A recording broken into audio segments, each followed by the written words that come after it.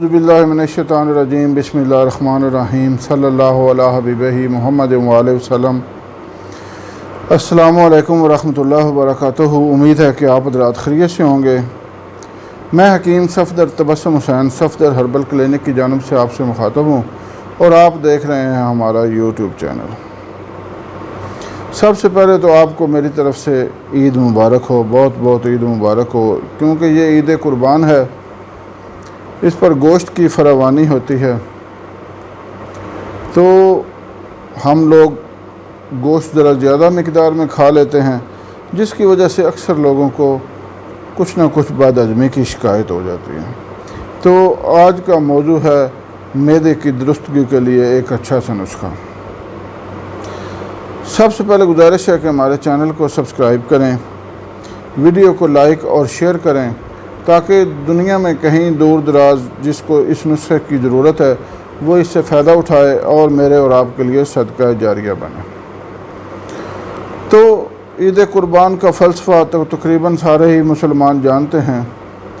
یہ کس طرح حضرت ابراہیم علیہ السلام نے حضرت اسماعیل علیہ السلام کی اللہ کے حکم پر قربانی کرنے کی کوشش کی، یعنی قربانی کرنے کی پوری حتی الامکان کوشش کی، لیکن اللہ تعالیٰ کی مرضی نہیں تھی، کیونکہ اللہ تعالیٰ صرف قربانی مانگتے ہیں، قربانی لیتے نہیں۔ تو اللہ کے حکم پر مینڈا جنت سے لایا گیا اور وہ حضرت اسماعیل علیہ السلام کی جگہ پر ذبح ہوا۔ لیکن ہم لوگوں نے تو صرف یہ دیکھ لیا کہ مینڈا ذبح ہوا، لیکن اصل قربانی تو باپ بیٹے کی گفتگو تھی، کہ جس طرح حضرت اسماعیل علیہ السلام نے فرمایا کہ اے میرے ابا جان، آپ بے دھڑک ہو کر چھری چلائیں، آپ مجھے انشاءاللہ فرمانبرداروں میں سے پائیں گے۔ اصل قربانی یہ گفتگو تھی، لیکن ہم لوگوں نے وہ دمبا مینڈا تو دیکھ لیا، گفتگو کو بھول گئے۔ حالانکہ حضرت ابراہیم علیہ السلام اپنے گھر میں اتنا رہے بھی نہیں، وہ تو زیادہ تر شام میں رہے، کبھی کبھار گھر آتے تھے۔ تو میں حیران ہوں کہ کس نے حضرت اسماعیل علیہ السلام کو یہ آداب فرزندی سکھائے، کس طرح؟ یہ ہے اللہ تعالیٰ کی شان۔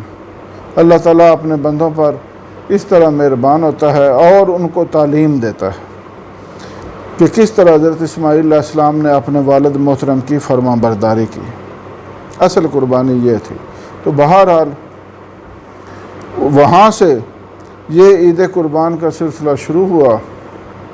حضور صلی اللہ علیہ وسلم نے ہمارے امت کے مالداروں پر یہ قربانی فرض کی، اور یہاں تک فرمایا جس کا مفہوم ہے کہ جو وسعت رکھنے کے باوجود قربانی نہ کرے وہ ہماری عیدگاہ کی طرف نہ آئے، اور اس پر ملے گا کیا؟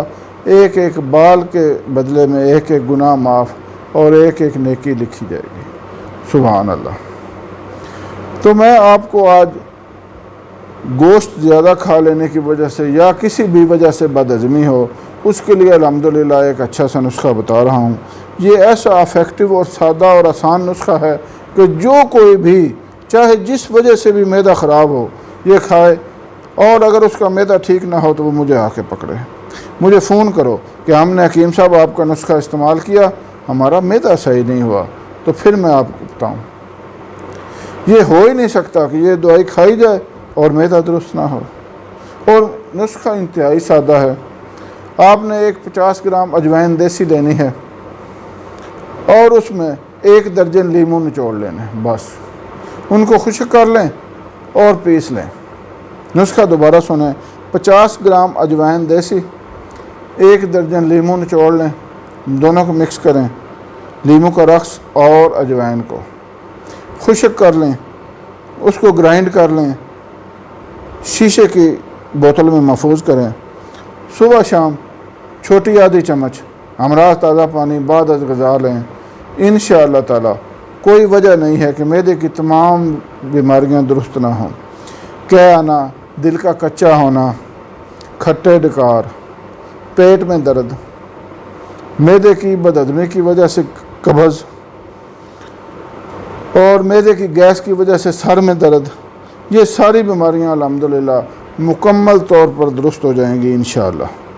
تو امید ہے کہ آپ کو یہ ویڈیو پسند آئی ہوگی، اس نسخہ سے ضرور فائدہ اٹھائیں، دعاؤں میں یاد رکھیں۔ اللہ حافظ۔